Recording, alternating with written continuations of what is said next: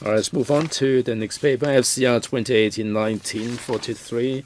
This seeks members' approval for a new commitment of $800 million for injection into the Gifted Education Fund. The education panel was consulted on the 11th of May. We have for this item Ms. Ingrid Young, Permanent Secretary for Education. Mr. Yip Kin Yun, Chairman, on 11th of May 2018 Education Panel discussed the proposal to inject $800 million into the Gifted Education Fund. We support the injection so that the Academy will be able to have sufficient funding, and members propose that there should be recurrent funding for the Academy. In terms of expansion, members said that there should be effective education that should be provided so that we can identify the gifted children to unleash their potential. Dr. Helena Wong, 5 minutes. We support the education, Chairman. However, there are some questions for the administration. I said at the panel that there was the endowment of $200 million. Now we're going to have $800 million. Altogether, that will add up to $1.6 billion. The investment return will be able to cover the expenditure. My question then is, how are they going to be using the funding? The paper seems to be silent on this. Will there be more programs that will be run? Will the money be expended on the hiring of more personnel for pay rise, administrative costs, publicity, or what? In terms of the transparency, funding transparency and accountability, I think we ought to find out how the money is going to be spent and what is going to be well spent. Do you have any statistics on this in this area? Permanent Secretary. Chairman, if I may. The Academy is providing enrichment courses to the gifted students, and this would boost their motivation and the drive for further learning. But it doesn't apply to the specified areas where the gifted students are excelling in. So the Academy has taken into account Israel, Singapore, South Korea as examples. We feel that there should be more advanced programs that should be made available to these gifted students. If the Hong Kong Academy for Gifted Education were to expand their programs, they need more resources. In 2016, when the fund was set up, we have set up an advisory committee on gifted education. The task of the committee is to look at the management of the fund and also how we should make recommendations regarding the way forward. The advisory committee, of course, knows that we now have the Academy, which is the biggest service provider. However, our universities also run courses for gifted students, albeit they charge a fee for that. But as you know, of course, universities are incurring costs in providing these courses. As for other service providers, the advisory committee proposes that if we have more funding, we should be able to allow other service providers also to come in to provide services to gifted students outside the Academy. So the Academy should provide advanced courses, and the advisory committee proposes and the government agrees that if there is more funding, we can allow universities also to become service providers. Therefore, the extra funding will be spent like this.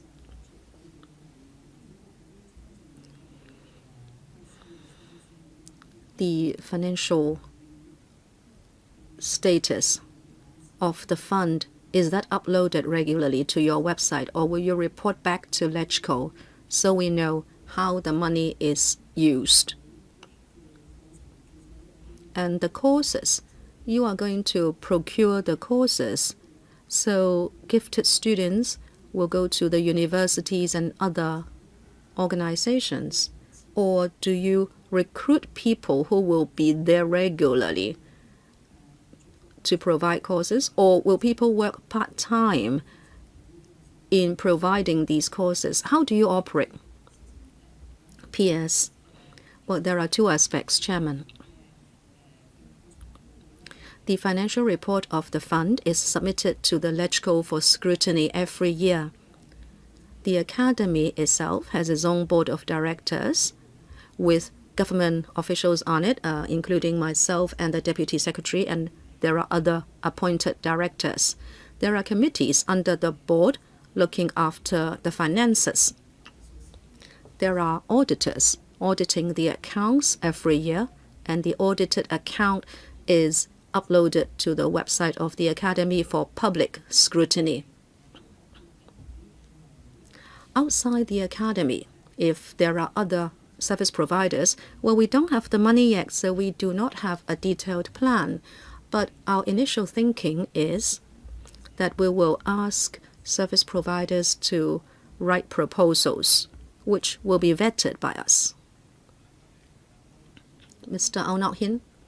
Thank you, Chairman. Let us look at the history of the fund. Financially, I have many questions. If you look at 2008,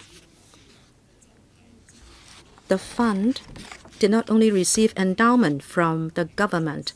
Sir Joseph Ho Tung donated 100 million. And also, 100 million was the one-off grant approved. That was in 2008. But then by 2016, there was no more donation and the fund was almost exhausted. And then in June 2016, the FC approved $800 million. And this time around, you asked for 800 million more. Because every year you spend 37 million and the return is 24 million, so it is not sustainable. Now, the problem is the Academy expects a return rate of 4%. I think I'm right. But then in 2017, it's only 2.8%. Therefore, you only had $22.4 million. Well, you expected more. The expenditure was over 30 million, and you cannot make ends meet. You asked for an injection of 800 million. The exchange fund return should be 3.7% to 4.9% before you would have money to upscale the Academy. The economy is very bad now, and stock market is plunging. You may just get 2.8% return. And then does it mean you will come back to ask us for more money? Do you have a cap for the fund? What I mean is you will have 1.6 billion and then you would stop at that? And you would look at the performance of the exchange fund first? Is that right? Because if you do not put a cap, the fund may be flooding with money. Can I please have seek an understanding into that? P.S.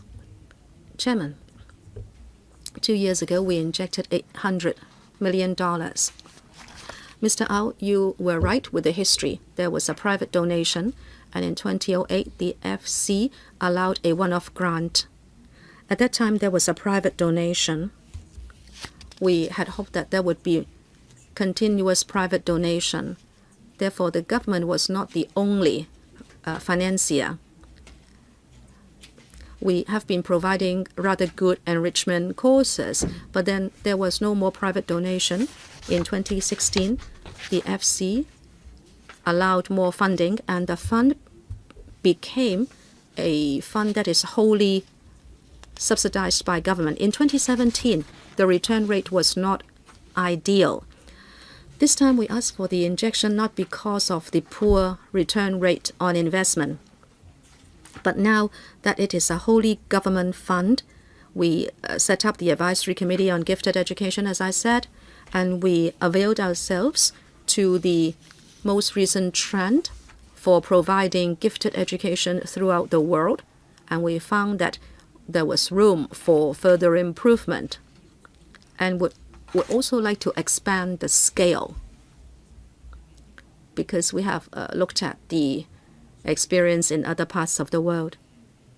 That is why we need more funding. If the return rate continues to be poor, what can we do?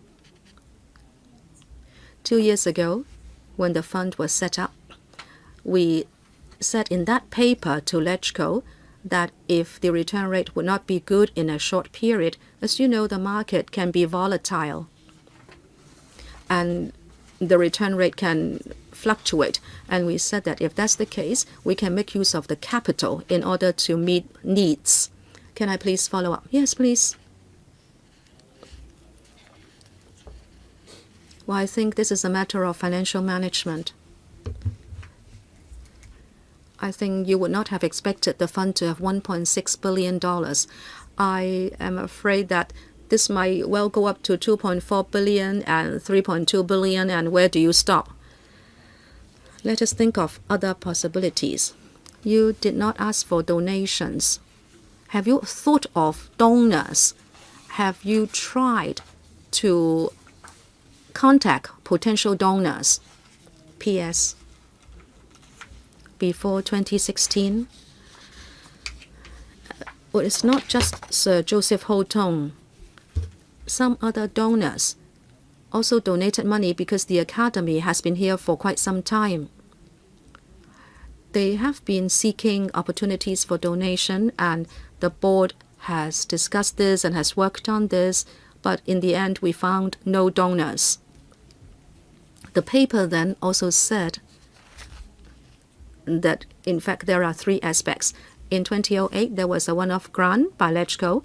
Sir Joseph Ho-Tung donated money, and we said that hopefully we could get some income from course fees.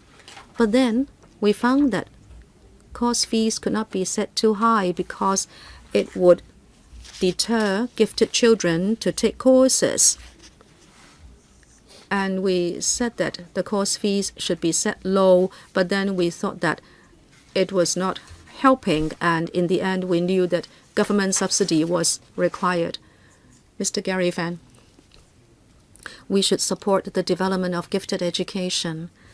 Since 2016, it has been 2 years, and you are asking for injection again. Are you going to ask for another injection every 2 years? Would that be too frequent? You say you rely on investment return of the exchange fund in order to get your recurrent expenditure. But as the PS said, return rate may fluctuate. But then gifted education must have stable funding.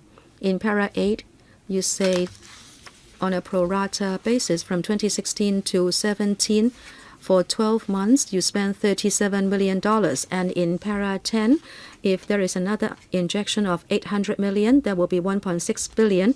Then the return rate would be 3.7% to 4.9%, and the return would be between 60 million to 80 million, which is much higher than the 12 months expenditure, which is going to be 60 to 100% more.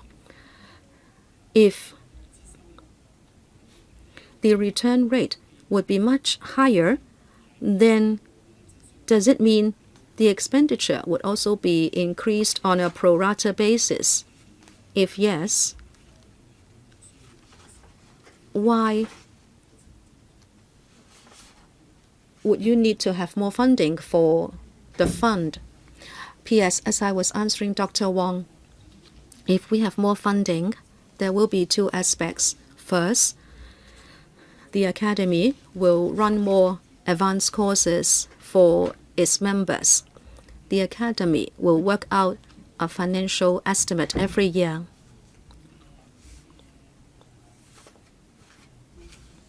The Academy has its own employers, instructors, and it has to have a venue. As you know, this is extracurricular, and students can only attend courses after school or on holidays. Therefore, there is a limit to what the academy can do in expanding its scope. This is limited by the objective environment. I was talking about the advisory committee, which said that we should look for other service providers. The advisory committee understands very well that if we have more funding, this will be the first time we have looked for other service providers, and we must tread carefully.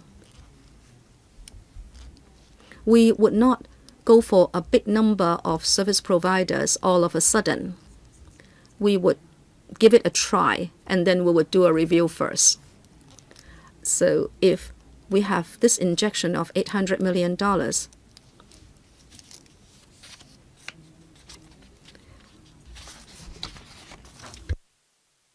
say if we expect the income to be 60,000 to 80,000, we would exercise caution, said the speaker. I'm talking about whether you would cap the expenditure in order to prevent a cash flow problem. Well, yes, that would be an important point of our consideration. We would certainly not allow the books to go into the red. Mr. Yip Kin Yun. First, a matter on the finances. On the 1st of June, the administration submitted some supplementary information to the panel on education. In the appendix on both pages 1 and 2, there is a table showing that in 2015 to 16, the academy used over $30 million, and then 2016, $50 million. And then page 2, near the bottom, 2017, the Bureau only provided $36 million to the academy, compared to $50 million in 2016. Well, that is the expenditure. I believe the academy must have run into the red in its accounts. That is for 2016, and then in 2017, 2018, I think the same will be repeated. Are you going to provide $36 million in funding every year? What is the financial prospect of the academy? P.S. I have to explain about the $50 million. If you look at note 2 of the paper, it explains that the financial year has been redefined. The accounting year runs from the 1st of April 2016 to 31st of August 2017, meaning that if you count 1 year instead of 18 months, it would just be 36 million. Okay, thank you. Thank you for telling me that there has been a redefinition of the accounting year. So on the average, it is $36 million. It seems our purpose is to provide that kind of recurrent expenditure to the academy, and we can do it in either of the two ways. One, to use the fund and use the return rate in order to support the expenditure, or we can provide it as part of the recurrent expenditure.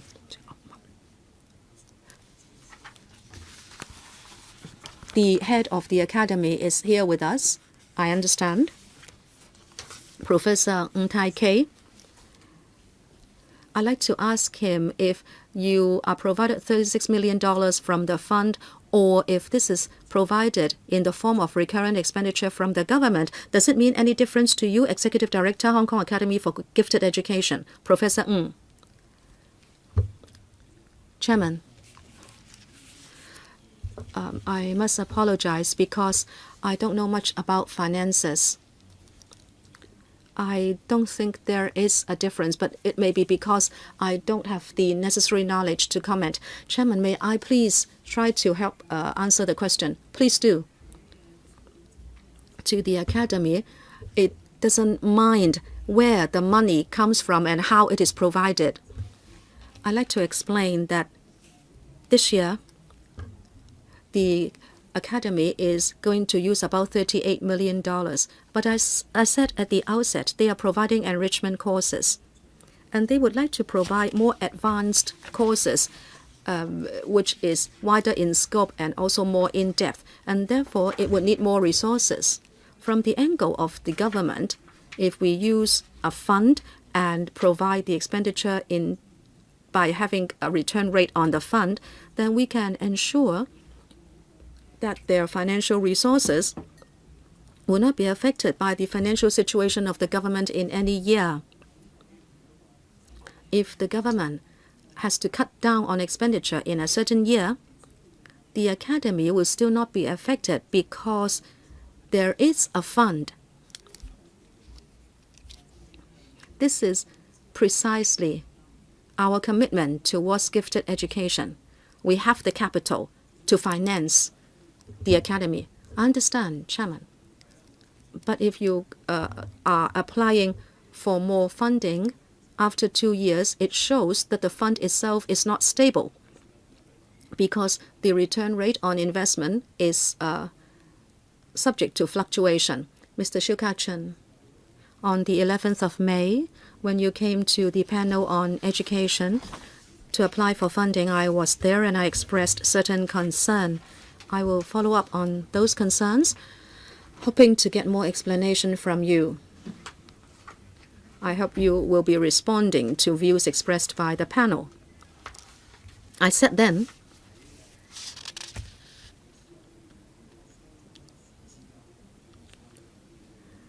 that I'd like to ask you about gifted children who are gifted in more than one aspect. I said that your policy is too passive. You rely on people to come and apply instead of looking for them in schools. That's the first point. Secondly, many SEN students are actually quite gifted. Will you have strategies and measures to contact SEN students in order to discover gifted students? So SEN students will not just be a burden, but will become a resource because they have special talents. This is the first part of my questions. SEN. P.S. Thank you. SEN students, no matter whether they are gifted or not, are never a burden to us. They are valuable assets of society. As regards whether we will take the initiative to identify gifted children, some asked whether we are going to carry out any survey. Well, gifted is developmental, and some may become obvious when they were kids, and some the giftedness may only be obvious when they are older. So whether we should survey at 5 or 3 or at all ages is difficult to determine, and therefore it's not really possible to conduct a survey.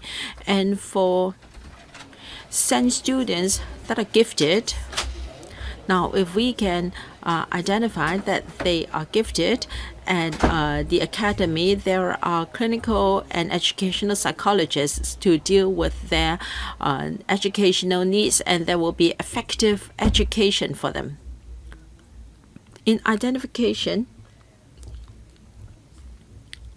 teachers have most frequent contact with students. We have training programs and strategies for teachers. For instance, we've given them information kits on hyperactive and gifted children, and autistic gifted children, and ADDH gifted children. We give teachers more information so they can identify the target students for referral to the academy. And the academy will not make a distinction in taking in gifted children with regard to their special education needs. Now, gifted children with SEN, I understand that you have given them sufficient care, but I asked her whether you will check whether SEN students are gifted. You said that because this is a developmental process. Now, in fact, in Israel and Korea, I'd like to know whether they have the same educational policy. Is it that they disregard the needs of SEN students who are gifted? When you conducted your visits, did you try to learn from the experience in this regard as well? Well,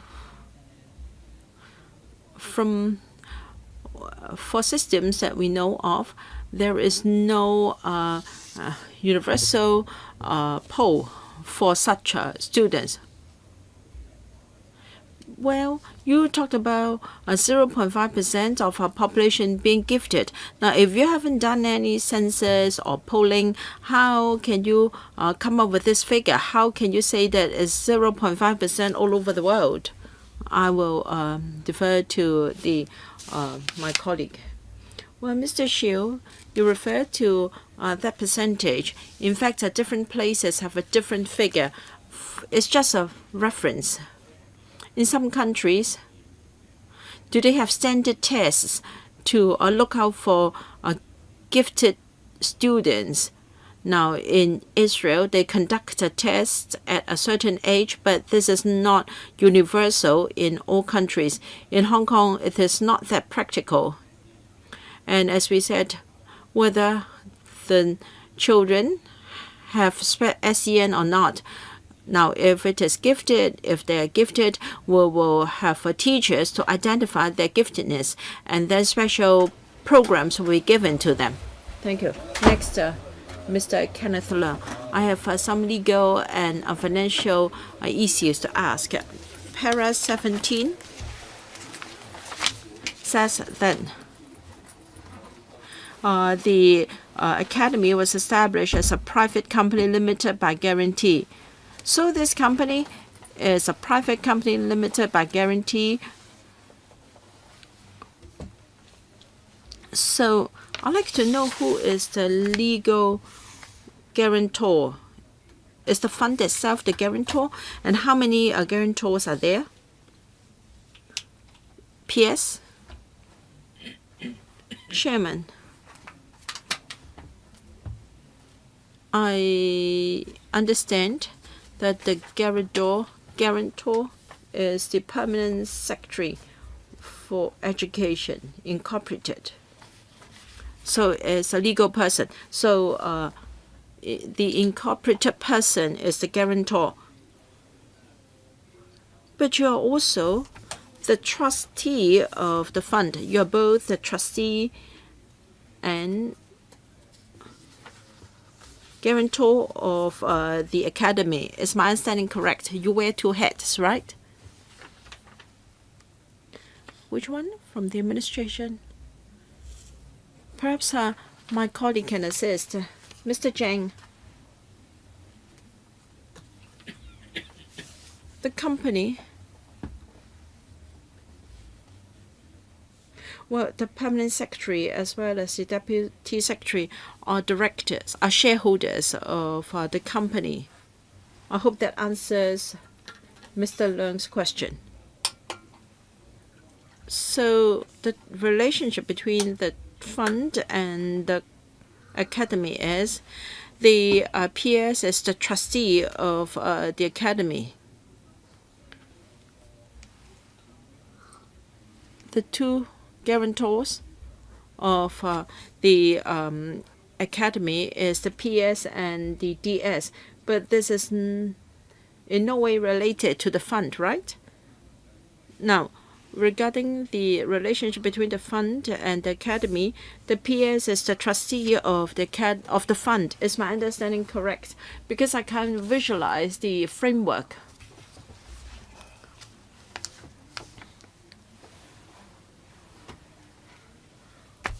Mrs. Hon. Well, we have a board of directors for the day-to-day management of the academy with representatives from the sector, and there are also professionals.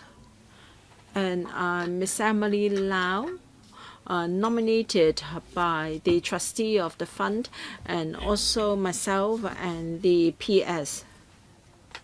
So we have to formulate development plans and proposals for the academy. I get that. I just want to establish the legal relationship between the fund and the academy. All right, the fund is the money.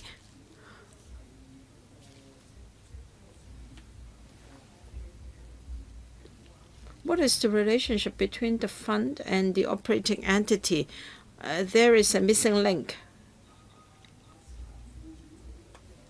I think Mrs. Chen or Mrs. Hon knows what I am talking about. Do you expect her to explain? Perhaps Alice, Miss Lau, understands better the linkage between the fund and the operating entity. Now, the PS wears two hats. She's both the trustee of the fund as well as one of the guarantors of the academy. Is my understanding correct? Otherwise, money from the fund cannot be injected into the academy. I want to know how the money from the fund can be injected into the academy. You look confused. Do you have to discuss among yourselves first? May I have a go, Chairman? When the fund was established, we were authorized by the council to set up this fund, and the purposes of the fund were set out, one of which is to fund the operation of the academy. So this is the reason for injecting the fund into the academy. I'd like to confirm that you wear two hats. You are both the trustee of the fund and one of the guarantors of the academy. Am I correct? Is a yes or no question answer? Perhaps I provide a supplementary paper in the future. No, para 11. Para 11 says that the PS is the trustee. I'm also a member of the board of the academy. Dr. Cheng Chung Tai. I think Mr. Kenneth Leung's question. Now I understand why Professor Ng said that he had no knowledge about financial matters, because this is indeed a complicated matter. So injection into the fund is required because it is in the red. But I don't think we should look at it this way. Now, for 15-16, staff remuneration is about 20 million, and then $31 million for the following year, 31 million. So for 17-18, I would be around $36 or $38 million. I don't know, because we don't have any figures for that. Let's use the 2016-17 statistics. And then at the last meeting minutes, the academy has a strength of 53 staff members. So $31 million divided by 53 and by 13. So each employee is remunerated at about $40,000. I don't know whether my calculation is correct or not. And in 2017-18, the wastage was as high as 56%. So one half of perhaps the teaching staff left.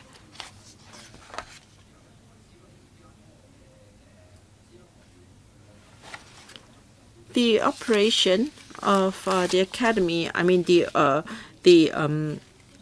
academy's accounts has always been in the red, and perhaps the FC should examine its financial operations closer. So on staff monuments, can the executive director tell us more clearly how many staff members do you employ? What is the average monthly wages? Because that would affect the operation of the academy, the wastage rate, and also the financial position, which is a concern to us. Because what I said just now came from different documents. So we would like to have a clear account of the rough monthly salary of a lecturer using a UGC position. Now, for whether it be a lecturer or an associate professor will not receive such a pay. I will have a go first, and then Professor Ng will brief the committee on the kind of staff they have and also the rough salaries. In 2016-17, staff and monument accounted for 60% of the total expenses. In 2016-17, about 74%. And this is normal. In an education institution, the main expenses will be on staff and monument, namely the teaching staff. Now, we ask for an injection not because the accounts are in the red. Rather, the academy would like to provide more advanced programs to deepen and widen what they are doing. And they would also like to use other service providers available in the community, and therefore they need extra expenses. The investment return for the first year was not that satisfactory because the return would only be available after 1 full year. And then prior to that, the education department or the bureau has given it some transitional funding. So it's not that they have a gap to fill. They don't have any deficit, and they can also live within its means. If we have less, then they can scale down their operation and do less for gifted education. It's just that we want to do more. We want to offer more advanced learning experiences for their students. For details, may I defer to Professor Ng. Mr. Ip Kin Yuen asked a similar question. In 2017, the accounting year was 17 months instead of 12. So, on average, a staff member was paid $30,000 per month. Some staff members were responsible for administration, some for teaching. Our arrangement with the Education Bureau has this rule. Our staff members cannot be paid better than their counterparts in the Education Bureau or in similar establishments. Mr. Ray Chen. Now, I think the Gifted Education Fund is actually conceptual stock. If you ask for cost effectiveness in gifted education, I'm afraid there is no scientific formula. So you talked about savings. It depends on whether you believe in investment in gifted education. I think the academy doesn't care where the money comes from. You can borrow it, you can earn it, you can take it out from your piggy bank. Para 9 says that the aid cannot have significant donations and sponsorships. And so it hopes to get enough investment return to fund its 60 to 70 million expenses per year. Since the academy has been able to attract sufficient donations, And every year, the expenditure is about $60–70 million. Why can't you fund the operation of the academy and by means of recurrent funding instead of relying on investment return from the fund? Now, when you have a good year, you have more money to do more, and vice versa. So why can't you fund the operation of the academy by means of recurrent expenditure, recurrent funding? That will be better use of public money.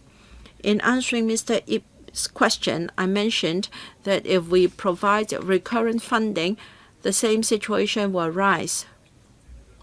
Depending on the financial position of the government, the money for the academy may fluctuate.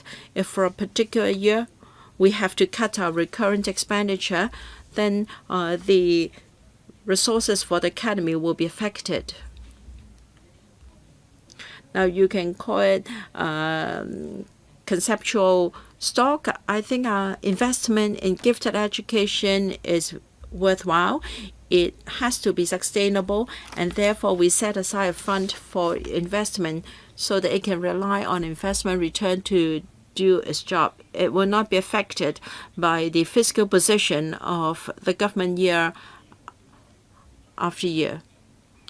But if you wanted to do more, you have to double or add to its fund. Conceptually speaking, we want the academy to do more, and we want to benefit more gifted children. That means that you have to boost the fund itself. Theoretically speaking, this is correct. We are injecting $800 million into the fund, and we have done some rough calculation. We believe that it will make ends meet for the near future. Well, for gifted education, we cannot enlarge the scale all of a sudden by too much. So we can have a rough estimate of the pace of expansion.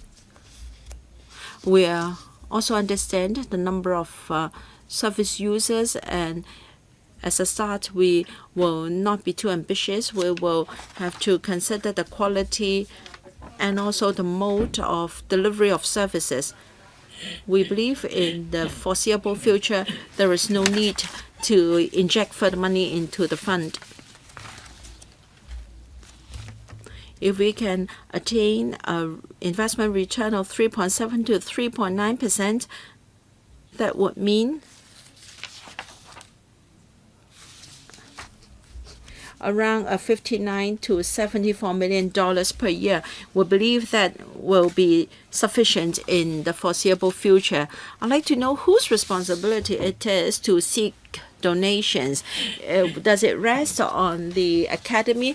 Well, the executive director has the onus to ensure that sufficient donations are found.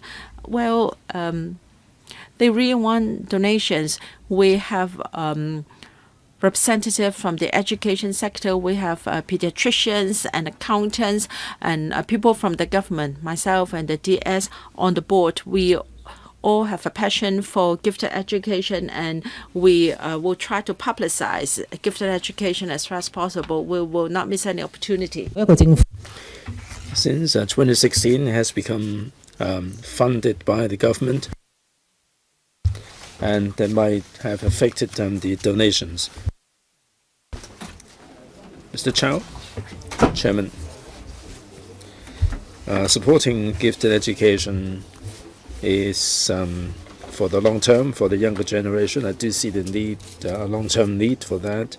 I've got two questions here. First of all, para 6 of the paper says that in other overseas countries, Israel, Singapore, and Korea, where they have fast development in gifted education, you've taken a leaf out of their book.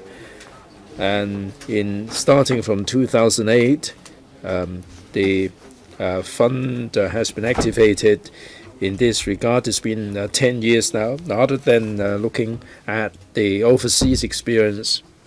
Since it's been running for about a decade, you must have nurtured lots of gifted students, and they must be working in society. They must have some experience to share.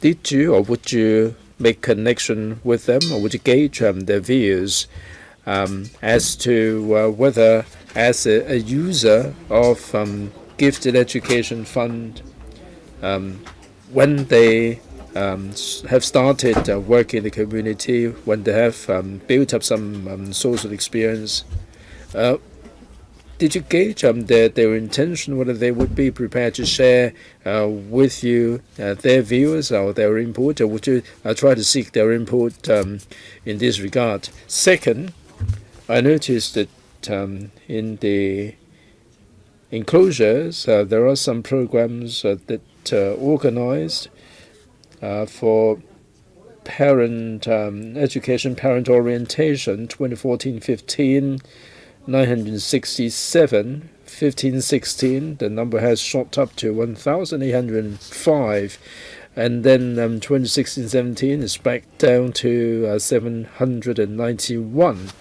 I know that the number is in a state of flux. I don't have the average figure for the past decade, but as I said, gifted education, the number of students may be relatively small, and you have some projection there. Now, in one particular year, there is a dramatic increase. Is it because there was something popular that was provided, or did anything happen that caused a dramatic rise in the number? Permanent Secretary? I don't mind naming this. If I remember correctly, in Economic Journal, there is a writer, Alon Dick. He's actually a student of Gifted Education Fund. He's studying economics in the U.S. He's back to Hong Kong from time to time. I know that there are graduates of the Hong Kong Academy for Gifted Education who have already started work, and they're also running some gifted education programs. And the Academy will also utilize their programs as well. Perhaps I defer to Professor to elaborate on the parent orientation program. Professor? Thank you. Yes, as the Permanent Secretary said, Alondek is an example. As one of our alumni, we do involve the alumni there. They are roped in to look at the programs. They are represented, and they do give their input there. As the Permanent Secretary said, they also run courses for the students, and they also, what is more important is that they come down and act as mentors. I forgot the Chinese term for that.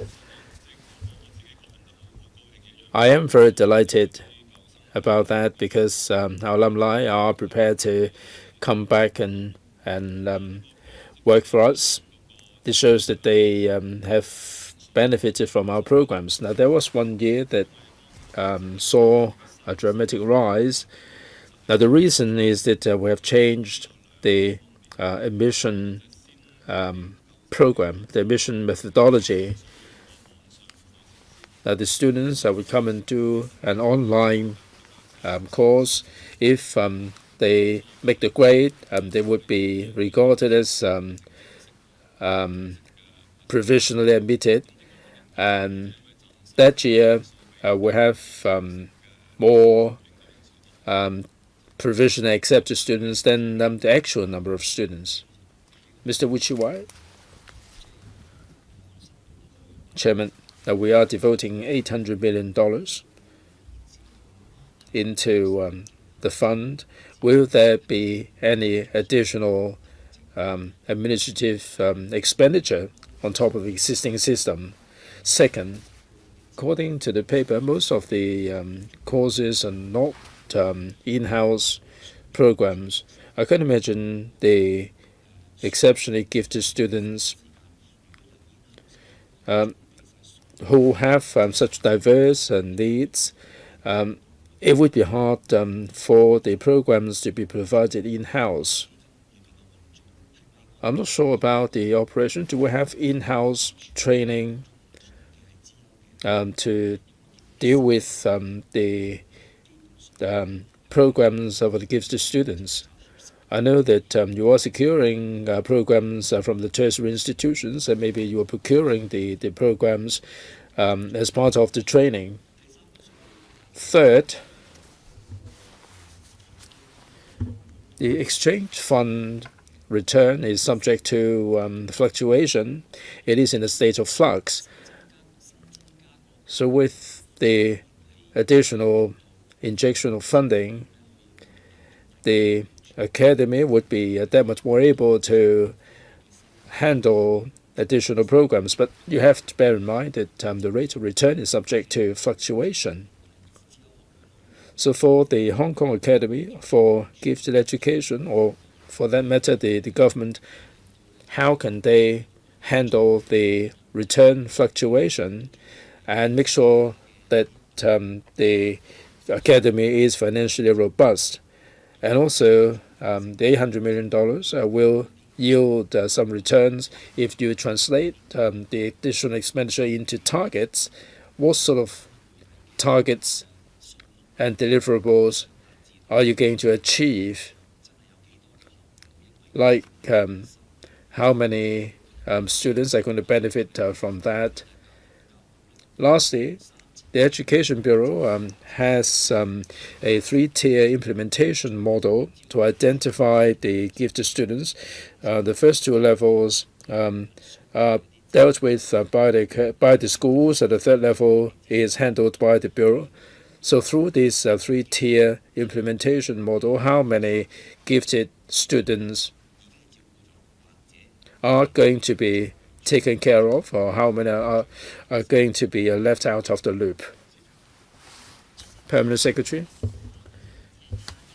I defer to Professor to answer some of the questions. First, whether there will be additional administrative charges.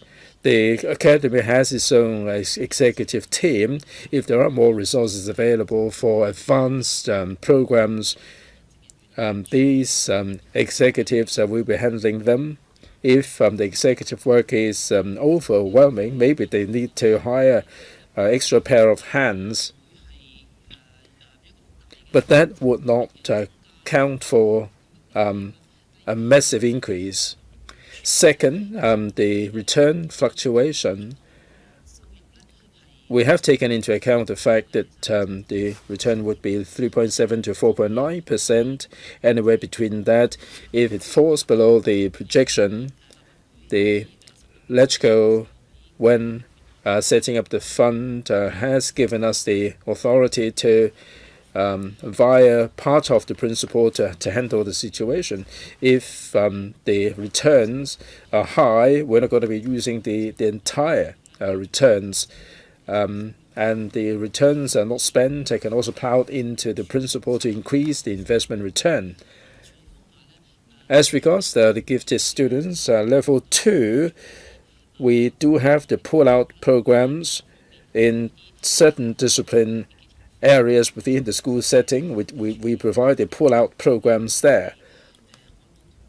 I don't have the statistics in hand as to how much the teachers have done in schools, but we do have teacher training programs, and the information has been posted on the Education Bureau's web for teachers' information. We do encourage schools and teachers to identify the students and to tap their potential, unleash their potential. There was another question as to why we don't conduct a survey to identify these students. Now, we are talking about students in multiple fields. I'm not suggesting any survey. Please do not get me wrong. We're talking about multiple talents. Some may have pretty high IQ, some have strong leadership, some have strong creativity or language flair, and the schools will have to look at these in a comprehensive manner. I defer to the professor. Make it brief, please, Professor. Right, let me tell members how the academy train up the students and how the money is spent. There are two parts. First is academic. We would hire university scholars to design and teach the programs. Second, we have to support the affective needs of the gifted students. That is handled by the academy. In Hong Kong, there is nowhere else that they can do this. We may need to hire more people to handle these tasks, and these are more individualized kind of work. Mr. Ao Nok Hin, Chairman, I must thank the Chairman. Towards the end of last year, you said you heaped praise on me for being reasonable. In order to show that I'm truly reasonable, I am going to put questions that are relevant. The officials with us, if you recall, on the 17th of July, there was discussion on the fund. We did ask for some statistics at that time, and if you submit all the statistics today, I would not have put so many questions. I talked about capping the fund. If there is no limit, then it would be difficult to handle. If the returns fall short of expectation, you may come back to the council. And how are we going to have value for money? I am actually pursuing the question that I put before. The other question that I like to explore here in this council is this. How much do the students benefit from these programs? I understand that the Hong Kong Academy admit students on recommendations by schools. They may not be able to get the right students. Half of the students recommended ended up not choosing the programs.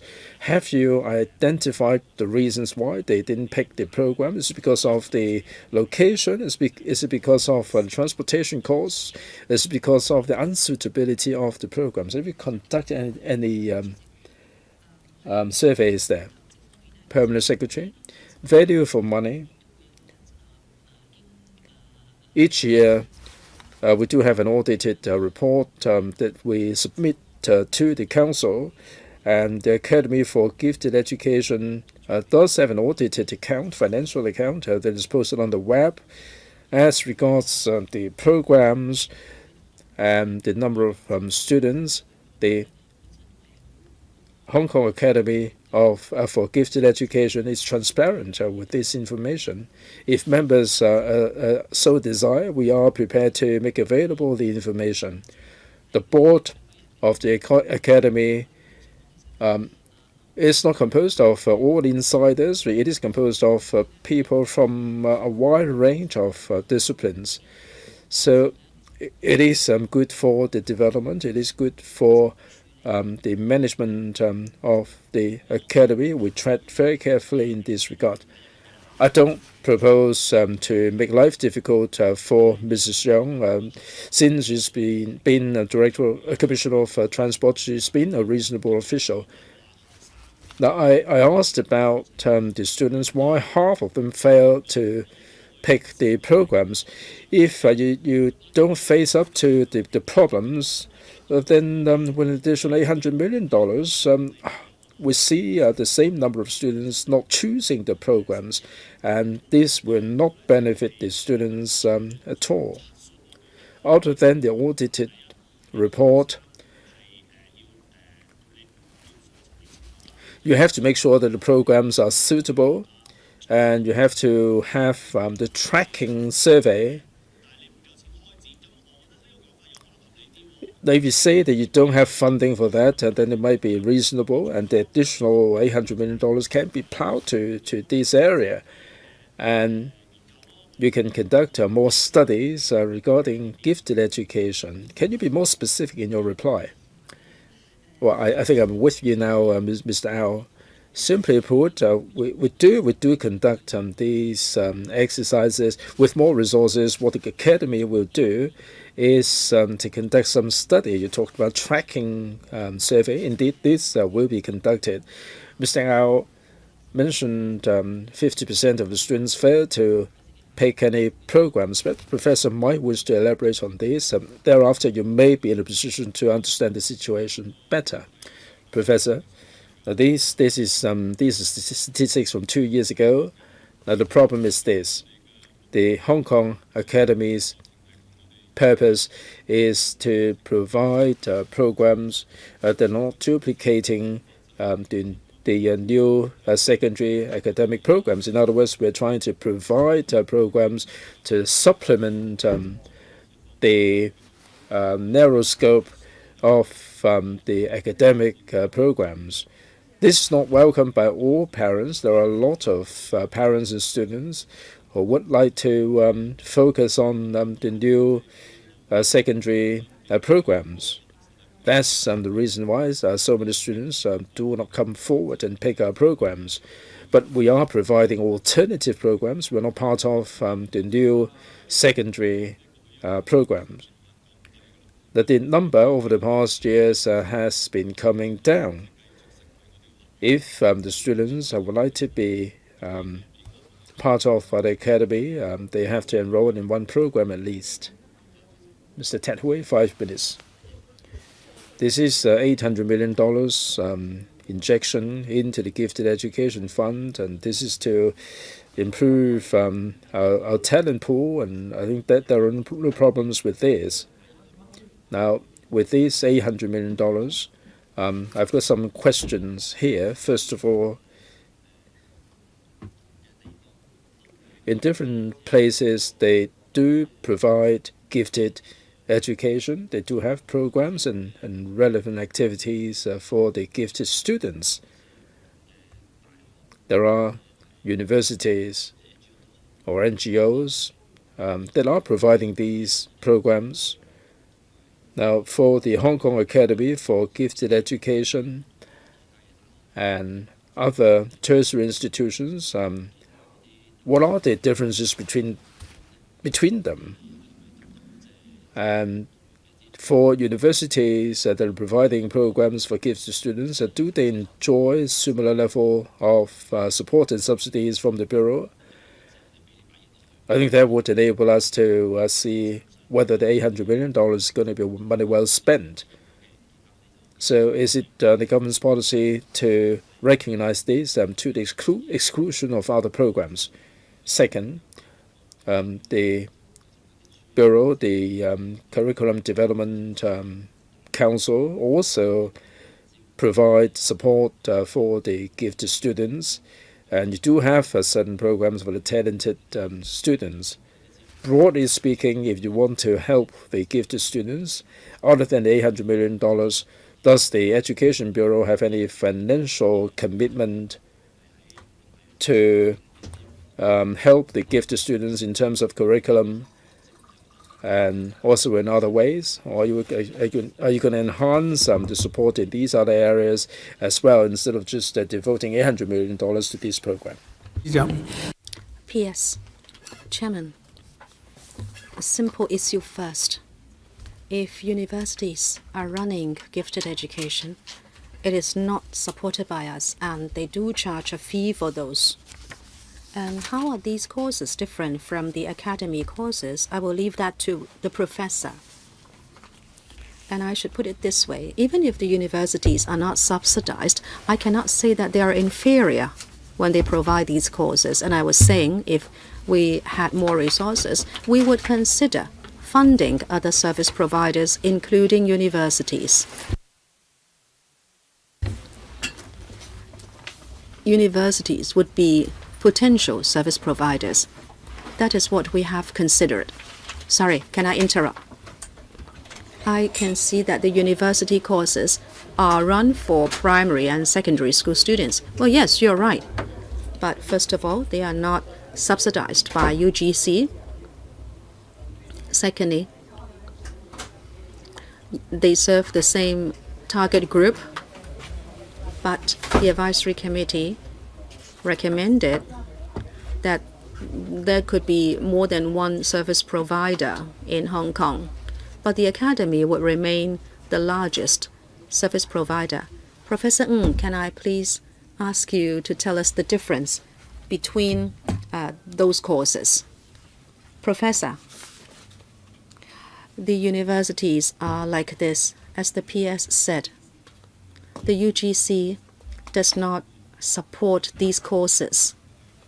Well, I was in a university before, and if universities run these activities, it is purely out of the interest of certain professors.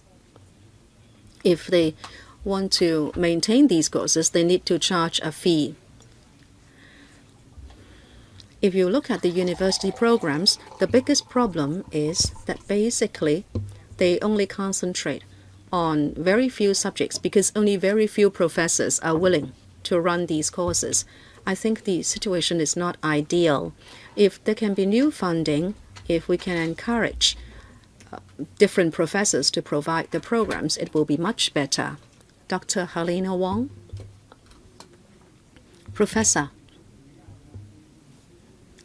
if you say there should be more funding so more professors would be happy to run these courses, well, I'm not sure you can achieve that aim because professors have to bid RGC grant, they need to make publications, they need to write to journals.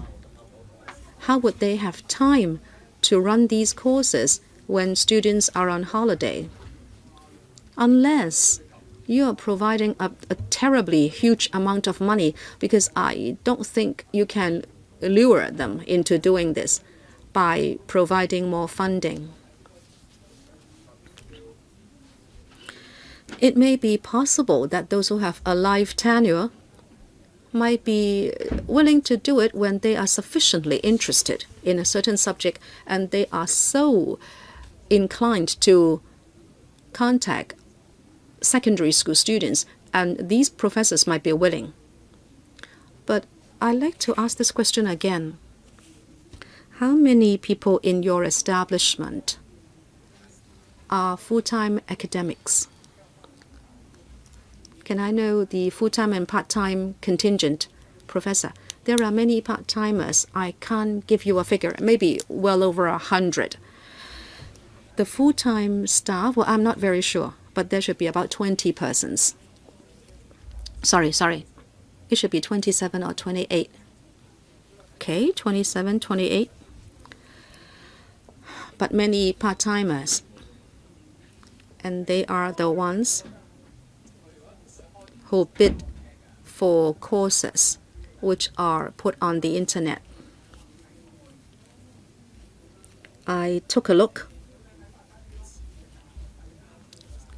Some of them look very much like liberal studies run by universities. You know, I'm teaching at the Polytechnic University. I may be teaching 100 persons, and now you may like to recruit 30 on your side.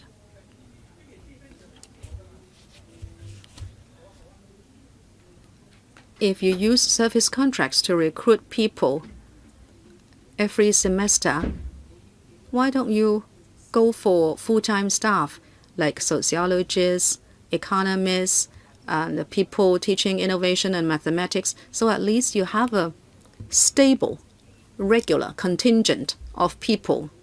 Wouldn't it be better than lobbying people to run courses for you? Do you have any recruitment problem? Thank you. Well, our difficulty is like this. We only provide courses on weekends. We cannot afford recruiting too many full-timers. If no one teaches the courses, does it mean that you will not be able to provide the courses? Or is it the other way around? You have the teachers before you open courses. Well, it's a two-way traffic. We need to look for professors or instructors. We talk to them to look for possibilities, and then we offer courses. But I think we have been very fortunate Well, I asked my staff the same question you asked me. It's fortunate that all these years we have been able to identify very good and responsible instructors. You have no recruitment problem. Not for the moment. Next, Miss Eddie Chu. 5 minutes. Thank you, Chairman. Well, I have read the paper in order to understand the issue.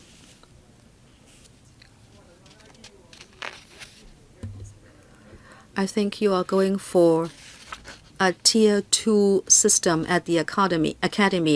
The PS used the word enrichment.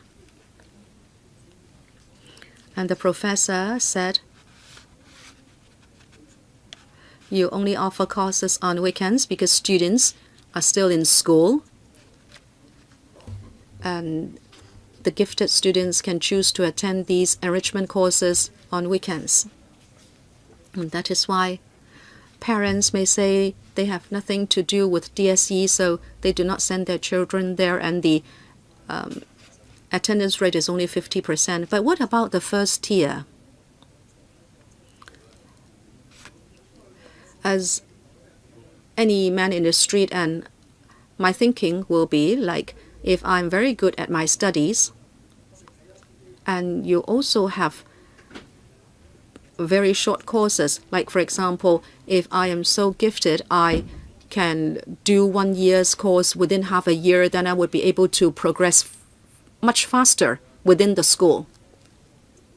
In fact, the schools can already help me do this.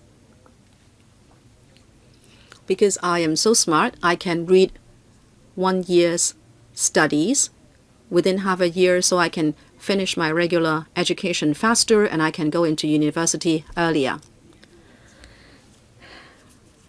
Is it that even at so-called Tier 1, gifted students are still compelled to complete their primary and secondary schools like other non-gifted students? P.S. First, the concept of gifted students. As I said, this is about multi-faceted talent. Some students may be gifted in mathematics and science, others in language, and even others in leadership or the arts. Tier 2 nurturing means that if these students are identified in schools, schools can actually go for pull-out programs in certain disciplinary or interdisciplinary areas. But this doesn't mean we want to push these students to university earlier, because we have to look at whole person development. A teenager has to go through the stages. This student may be good at mathematics, but then he still has to read languages, arts, and he has to learn social skills, and also he has to be educated on values, and therefore he still should stay in school. If he is really gifted in mathematics, then we can have pull-out programs for him. But the purpose is not to allow him to finish secondary school early. Okay, I got it. My question is, according to your proposal, the students would be so much busier. They have to attend school from Monday to Friday, and then on weekends they have to attend enrichment courses. They may be gifted, but your policy is to control them, and in the end they may be more rebellious. That is why I'm asking you. In Tier 1, you say you like to try out the courses that may be much more concentrated. Say if I read mathematics for 3 years and I would already be able to cover a 10-year syllabus, then I should be able to save some time.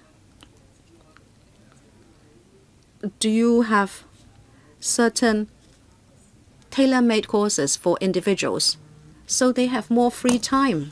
Do you have a strategy to do that? Secretary.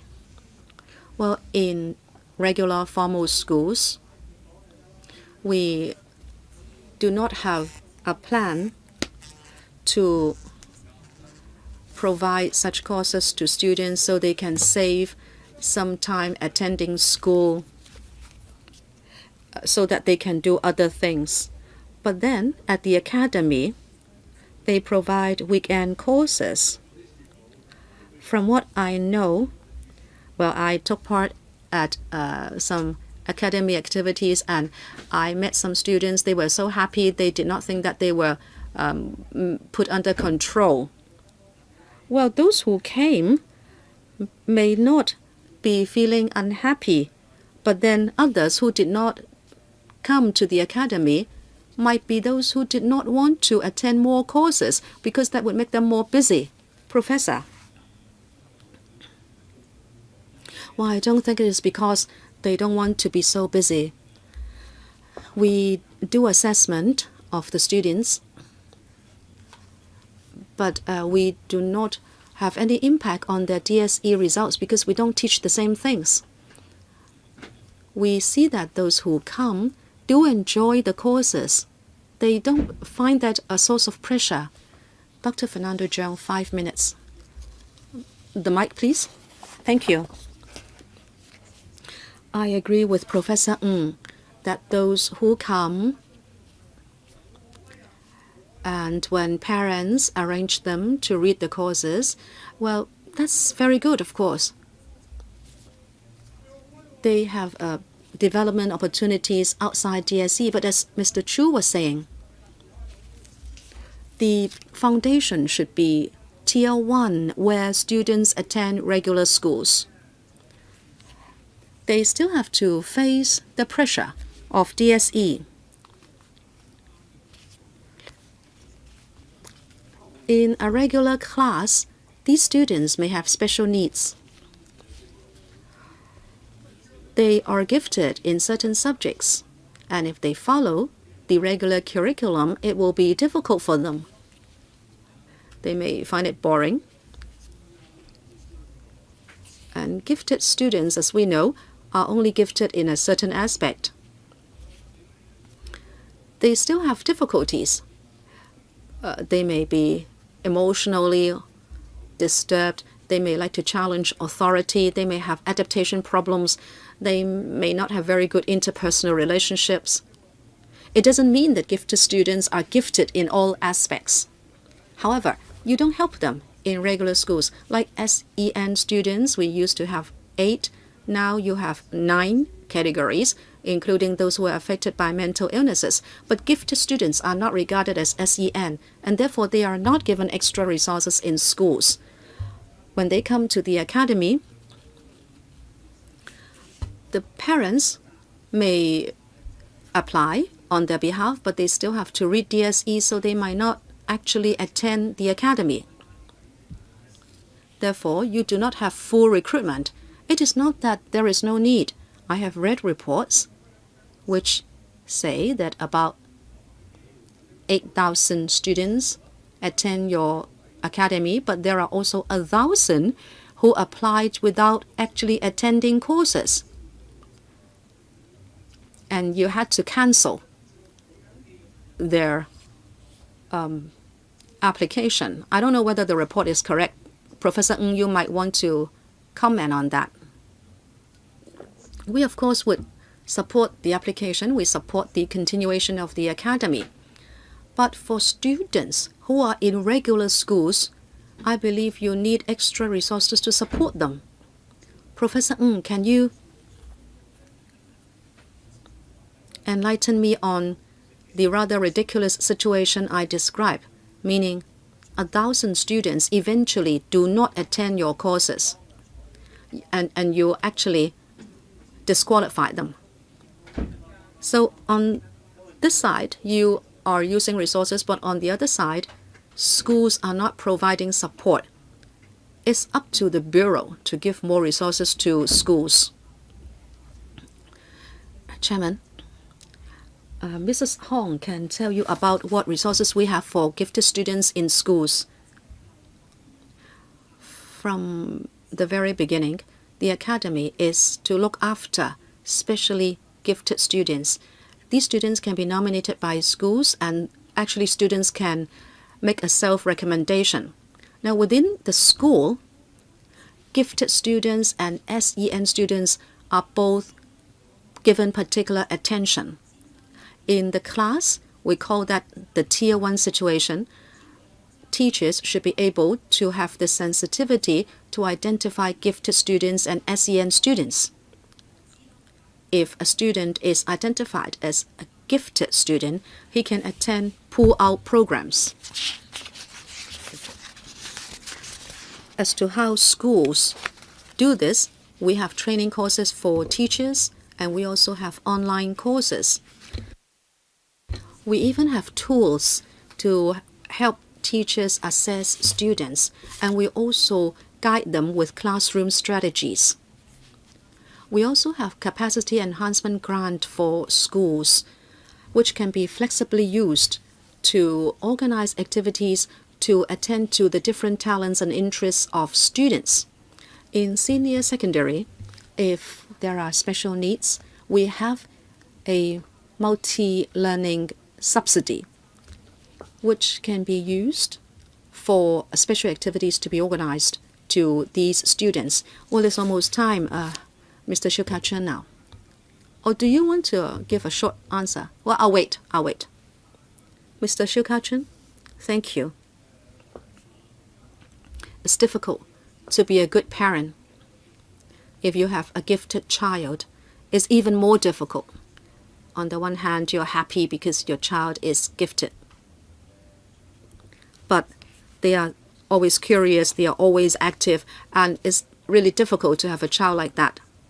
Therefore, when we talk about gifted education, you also need to have parental education.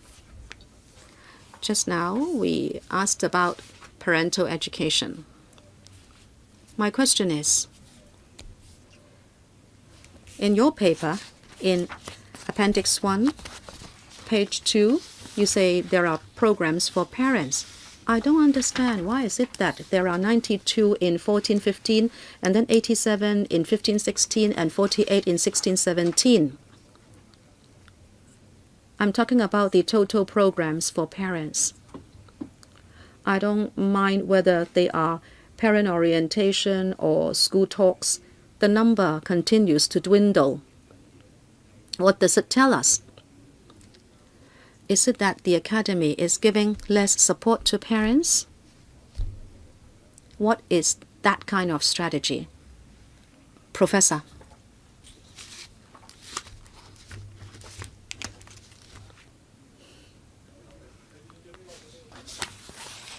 Who will take the question, please? Actually, we communicate with the academy. When we provide figures, we have looked for the reasons behind. It is not that we are cutting back on support for parents,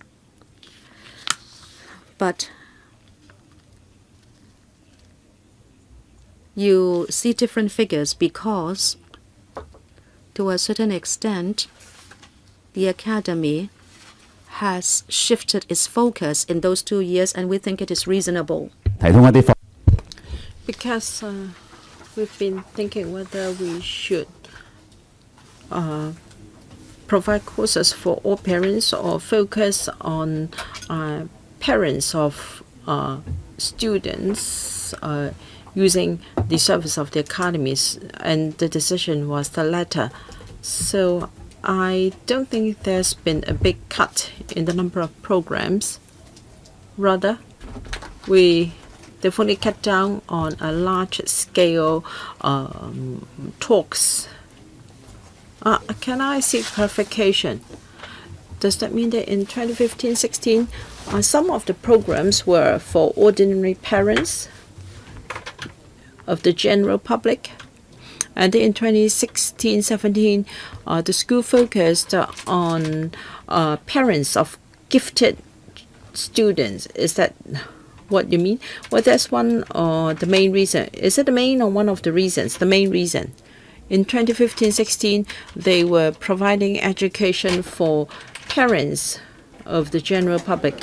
Why was there such an orientation? back then they focused on parents of the general public, and then in 2016-17 they shifted their focus to parents of gifted children only. That's a bit strange. Chief Executive. Well, in 2008, when the Academy was set up, we had a few objectives, one of which was to provide programs for students. And back then, the understanding of gifted children or gifted education was limited. So we focused on programs for parents. And then in 2013-14, we realized that parents of gifted students understood that they could learn a lot from Academy, and more parents came for classes. So we began to focus on our own parents instead of parents of the general public, in the general public. Mr. Ip Kin Yun. This afternoon we spent a lot of time on discussing whether the Academy should be funded by means of a fund or general government recurrent expenditure. And then the government said that it would be more stable if the Academy can have investment return from a fund. But then this is already the second time the government injects money into the fund. That shows that the investment return is far from stable. In fact, we have frozen an amount of money, hoping that this project can be protected. However, it doesn't seem to work. And why should this project be protected? And if we have a problem with the economy, then we should consider areas where funding support should shrink. And if the investment return is better, will money be plowed back? I think the whole arrangement offers limited flexibility. I think we should take this opportunity to discuss a wider issue of financial arrangement. Perhaps we may not be able to come to a conclusion this afternoon. But then Ms. Alice Lau is here from the FS&TB. Perhaps it is time to review the mode of operation and what funding mode is more appropriate for such projects. In education, we have 8 related funds. The surplus is as much as $50.2 billion. That means we have frozen a large amount of money. If we use recurrent funding instead, now for the Academy, we'll talk about $30-odd million for 1 year. Another injection of $800 million can last for 15 more years. But we have frozen this amount of money well in advance. So is it the best way of funding the Academy? In the long term, is it the best approach? I will not be bogged down here. But then let me return to a related issue. Mr. Shugarjan and I myself have met with Education Bureau officials once, and we were given supplementary information afterwards on the performance indicators. That is, on a regular basis, reports will be given to the board of directors, but the contents of such reports were not disclosed to us. I think we will decide on whether we should approve the further injection so that we know whether the money is well spent. I hope further information or more detailed information can be given to us so that we can make an informed decision. I don't think we can have such information today. I hope in future, when they ask for more funding, they should give us more information on the performance indicators. Ms. Lau? Chairman, Mr. Ip, as well as some other members, talked about the funding arrangements. In fact, the issue raised by Mr. Ip is of a wider perspective, and a very in-depth discussion today may not be possible. I agree. I hope members would note and agree with me that just like the Gifted Education Fund, the establishment of other funds has gone through thorough discussion and has the authorization of this council. So there is protection or some guarantee, so members need not worry.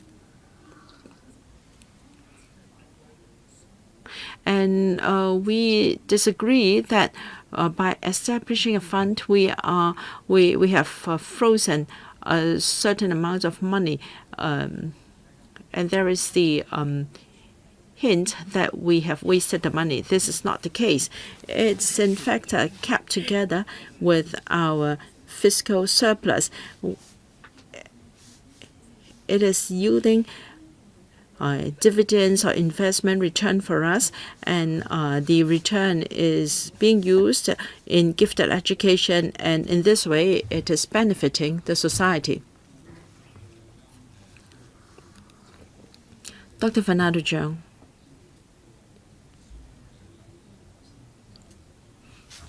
A certain proportion of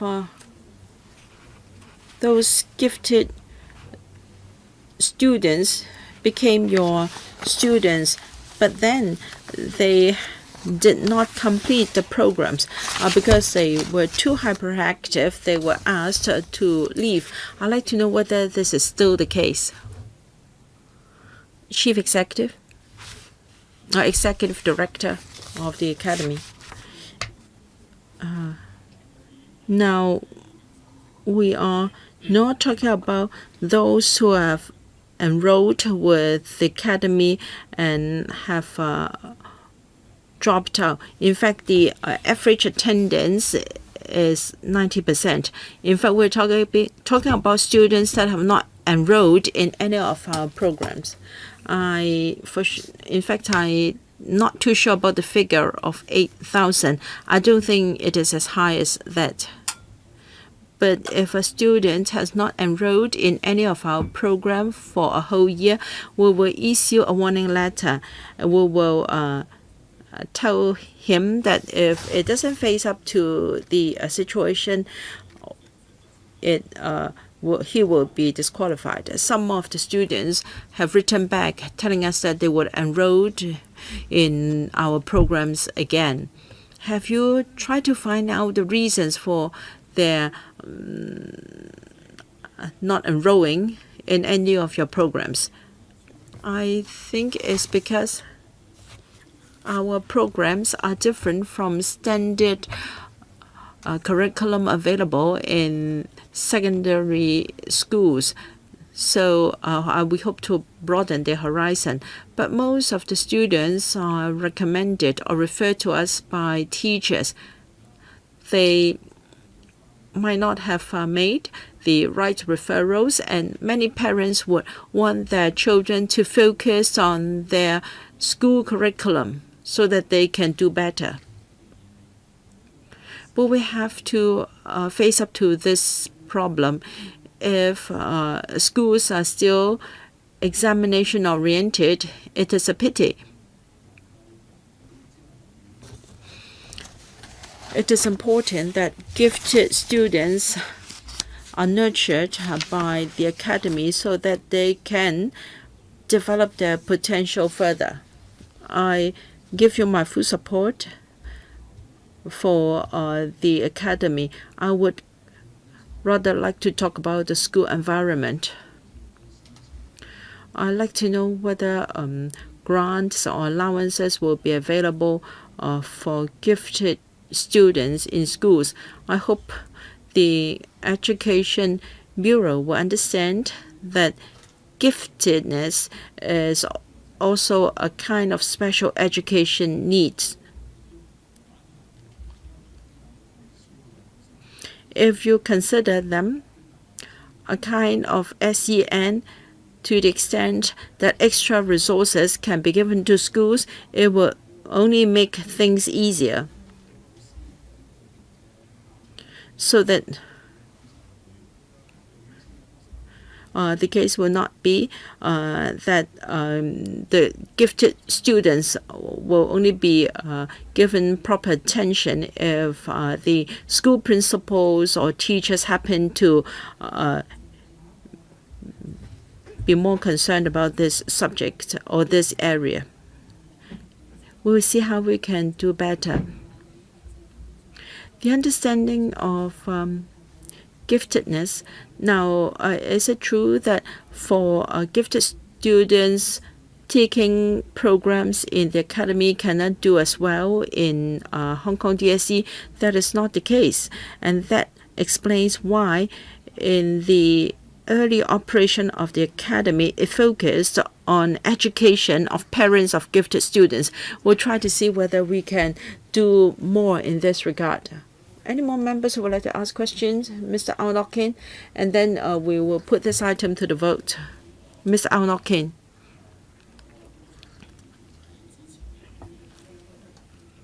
Government officials present today have discussed with us before today, and if they had followed up on, or if they had addressed questions we asked, we could have saved a lot of time today.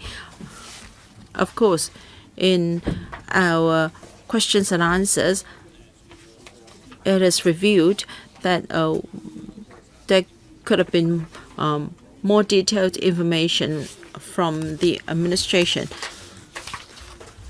Now, if the programs of the academy are attractive enough, then parents and students will fight for places. Is it true that there is no demand from the market? You look at Education Kingdom Chat Forum. There are a lot of discussions on their discussion forum. There are such comments. There is a question as whether people with, will a gifted child think very innovatively? I think you should survey the needs of gifted students and offer programs that suit them. If the enrollment rate is too low, then there is a problem with your program. You talked about effective education. That means you focus on gifted pupils with social problems or difficulties in social skills. If it is attractive enough, then there should be a lot of students enrolled in this program. And you talked about scholarships schemes to attract students so that they will not drop out because traveling to the academy is too difficult. You may want to change your establishment as well. And in the July meeting, you agreed that staff wastage was a problem, and you promised to conduct exit interviews, but today you have been silent on that point. Now, Chairman,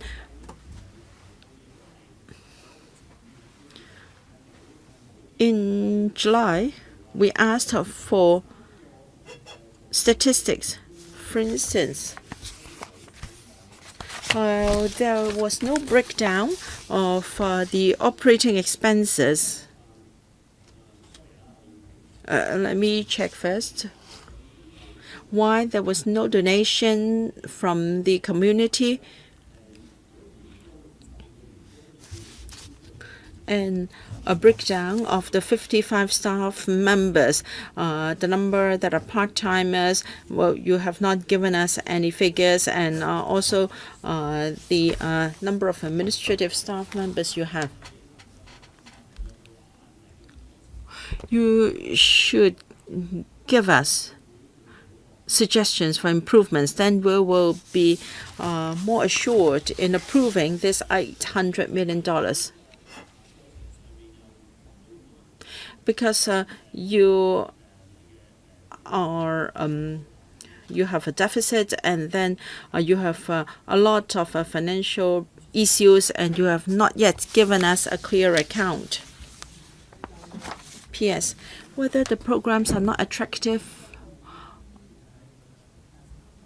and whether the academy has room for improvement in the handling of students, I leave it for Professor Ng to explain.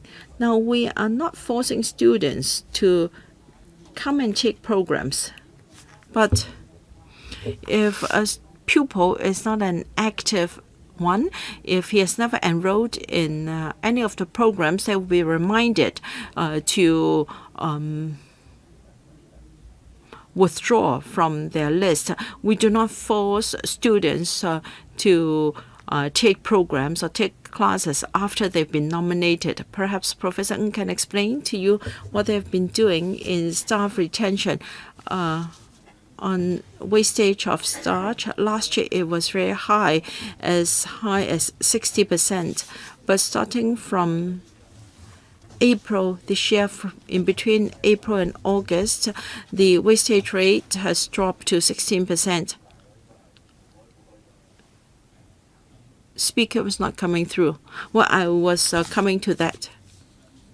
Last year, we became a subvented body.